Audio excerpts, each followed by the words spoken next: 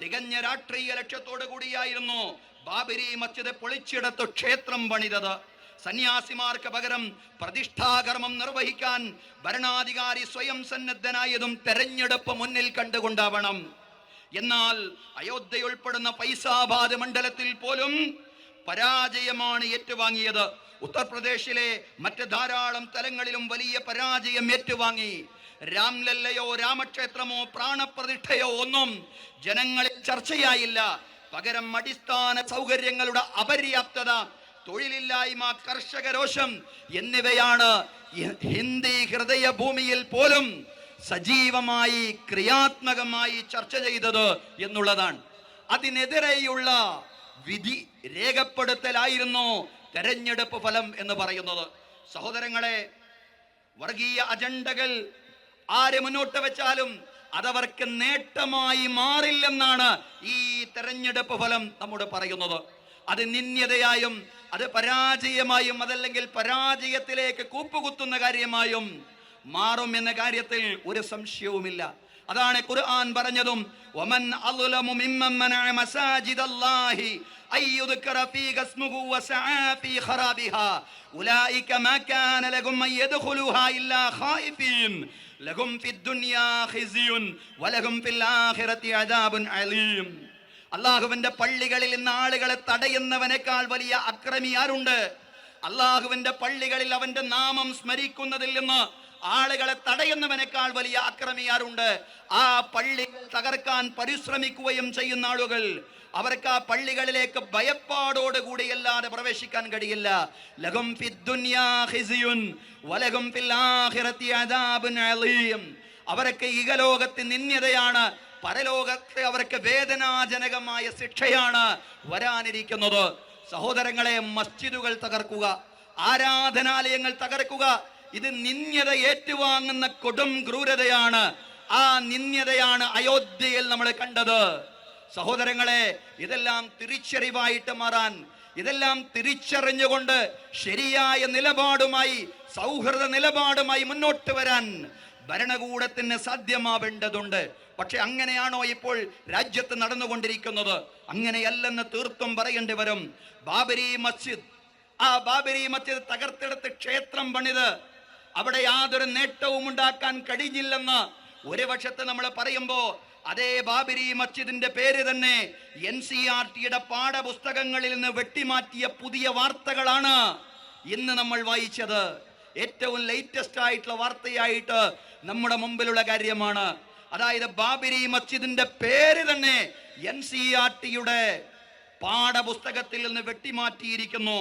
നമുക്കൊന്നേ പറയാനുള്ളൂ, ചരിത്രത്തെ കാവ്യവൽക്കരിക്കാനുള്ള ശ്രമത്തിൽ നിന്ന് NCERT പിന്മാറേണ്ടതുണ്ട്. കുട്ടികളെ ശരിയായ ചരിത്രം പഠിപ്പിക്കണം. ശരിയായ ചരിത്രബോധമുള്ളവരായി നമ്മുടെ മക്കൾ മാറേണ്ടതുണ്ട്. ശരിയായ ചരിത്രം പഠിച്ചാൽ മാത്രമേ നമ്മുടെ മക്കൾ ശരിയായ രാഷ്ട്രീയ നിലപാട് സ്വീകരിക്കുന്നവരായി മാറുകയുള്ളൂ. സഹോദരങ്ങളെ, ചരിത്രത്തെ വക്രീകരിക്കാൻ, വളച്ചൊടിക്കാനുള്ള ശ്രമങ്ങൾ ആര് നടത്തിയാലും ഇന്നല്ലെങ്കിൽ നാളത്തെ ഭാവി തലമുറ അത് തിരിച്ചറിയുക തന്നെ ചെയ്യുമെന്ന് NCERTയെ പോലുള്ള സംവിധാനങ്ങൾക്ക് മനസ്സിലാക്കാൻ സാധിക്കേണ്ടതുണ്ട്. തീർച്ചയായും പാഠം പഠിക്കേണ്ടതായിരുന്നു. നമ്മുടെ ഭരണകൂടം മാത്രമല്ല, ഭരണകൂടവുമായി ബന്ധപ്പെട്ട മുഴുവൻ സംവിധാനങ്ങളും പാഠം പഠിക്കേണ്ടതായിരുന്നു. വർഗീയത കൊണ്ടോ വർഗീയ അജണ്ട കൊണ്ടോ ഈ രാജ്യത്ത് ഒരു നിലക്കും നേട്ടമുണ്ടാക്കാൻ സാധിക്കുകയില്ല. വർഗീയ കലാപങ്ങൾക്കെതിരെ നിശബ്ദരായി ഒരു ഭരണകൂടത്തിന് മുന്നോട്ട് പോവാൻ സാധിക്കില്ലെന്ന് തെളിയിച്ച തെരഞ്ഞെടുപ്പ് ഫലം കൂടിയാണിത്. സമാനതകളില്ലാത്ത കലാപം മാസങ്ങൾ നീണ്ടിട്ടും ഒരു തവണ പോലും മണിപ്പൂരിലെത്തി സമാധാന ശ്രമങ്ങൾക്ക് ചുക്കാൻ പിടിക്കാൻ അധികാരികൾക്ക് സാധ്യമായില്ല എന്നുള്ളതാണ്. വംശീയ പോരാട്ടം ആഭ്യന്തര യുദ്ധത്തിന് സമാനമായി വളർന്നിട്ടും ജനങ്ങളുടെ ജീവനും സ്വത്തിനും സംരക്ഷണം നൽകാൻ ബാധ്യസ്ഥരായ സംസ്ഥാനത്തെ സർക്കാരും അക്രമികളുടെ കൂടെ ചേർന്നു. സ്ത്രീകളെ നഗ്നരായി നടത്തിയപ്പോഴും കുട്ടികൾക്കെതിരെ കൊടിയ പീഡനങ്ങൾ അരങ്ങേറിയപ്പോഴും ഭരണകൂടം നിഷ്ക്രിയരായി. ഭരണകൂടത്തിന്റെ ഈ നിഷ്ക്രിയത്വത്തിനെതിരെ, ഭരണകൂടത്തിന്റെ നിശബ്ദതക്കെതിരെയുള്ള മണിപ്പൂർ നിവാസികളുടെ വിധിയെഴുത്താണ് പിന്നീട് നമ്മൾ കണ്ടത്. ബഹുമാന്യരായ സഹോദരങ്ങളെ, സഹോദരിമാരെ, എന്തിനാണ് ഇത്തരം വർത്തമാനങ്ങളൊക്കെ ബലിപെരുന്നാൾ ദിനത്തിൽ പറയുന്നത് എന്ന് ചില ആളുകളെങ്കിലും ചിന്തിക്കുന്നുണ്ടാവും. ബലിപെരുന്നാളിന്റെ ചരിത്രത്തിന് ഇതിനോടൊക്കെ വലിയ ബന്ധമുണ്ട് സഹോദരങ്ങളെ. നമുക്കറിയാം, മഹാനായ പ്രവാചകൻ ഇബ്രാഹിം നബി അലൈഹിസ്സലാം തന്റെ പിഞ്ചോമന പുത്രൻ ഇസ്മായിലിനെയും അതുപോലെ തന്റെ പ്രിയതമ ഹാജറ ബീവിയെയും മക്കാ മണലാരുണ്യത്തിൽ, അന്ന് ആരാരുമില്ലാതിരുന്ന മക്കാ മണലാരുണ്യത്തിൽ, വിജനമായ മക്കാ മണലാരുണ്യത്തിൽ കൊണ്ടുപോയി ആക്കുമ്പോ നടത്തുന്ന 2 പ്രാർത്ഥനകളുണ്ട്. ധാരാളം പ്രാർത്ഥനകളുണ്ട്, പക്ഷേ 2 പ്രാർത്ഥനകൾ സവിശേഷ പ്രാധാന്യമുള്ളതാണ്. ഒന്നാമത്തെ പ്രാർത്ഥന റബ്ബിജിൽ ഹാദൽ ബലദ ആമിന, പടച്ചവനെ ഈ നാടിനെ നിർഭയത്വമുള്ള നാടാക്കി മാറ്റണമേ. അതായിരുന്നു ഒന്നാമത്തെ പ്രാർത്ഥന. രണ്ടാമത്തെ പ്രാർത്ഥന വർസുഖുഹും മിനസ് സമറാത്തി ലഅല്ലഹും യഷ്കുറൂൻ, അല്ലാഹുവേ ഈ നാട്ടിലുള്ള ആളുകൾക്ക് യഥേഷ്ടം വിഭവങ്ങൾ നൽകണമേ, ഭക്ഷണം നൽകണമേ.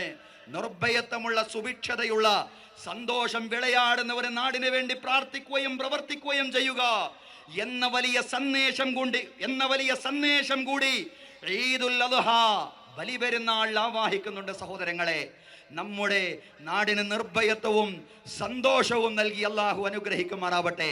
നമ്മുടെ രാജ്യത്ത് മാത്രമല്ല, ലോകത്ത് മുഴുക്കയും നിർഭയത്വവും സന്തോഷവും സുഭിക്ഷതയുമുള്ള സാഹചര്യം നാഥൻ തുറന്നു തരുമാറാവട്ടെ.